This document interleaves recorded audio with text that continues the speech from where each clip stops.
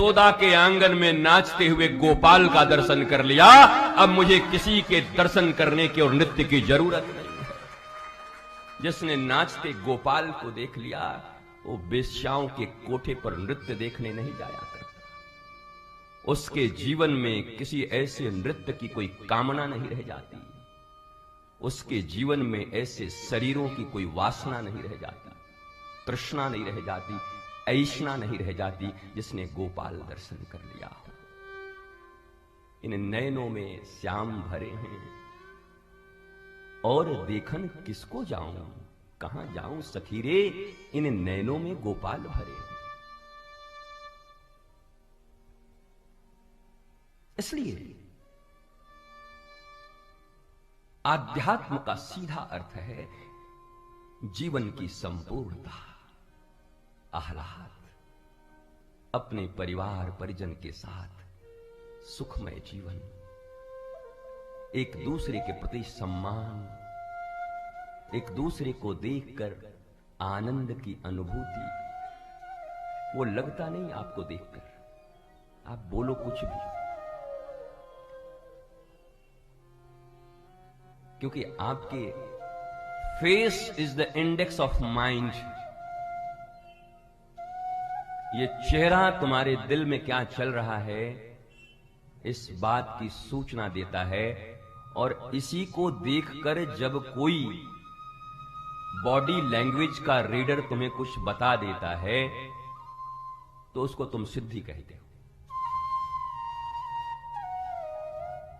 Just read, nothing else.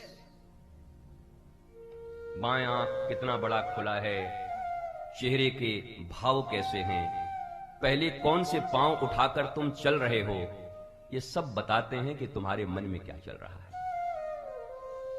ये तुम भी सीख सकते हो, ये शुद्धि विद्या है। लेकिन क्या करोगे? क्या ये जान लेने मात्र से तुम्हारे भीतर में मन जिस कारण से तुम्हें रुलाए हुए है, बुद्धि फंसाए हुए है, क्या उससे मुक्त हो जाओगे? तुम्हें मुक्ति मिल जाएगी। रोग जान लेने मात्र से तुम्हारी जिंदगी में रोग दूर हो जाएंगे।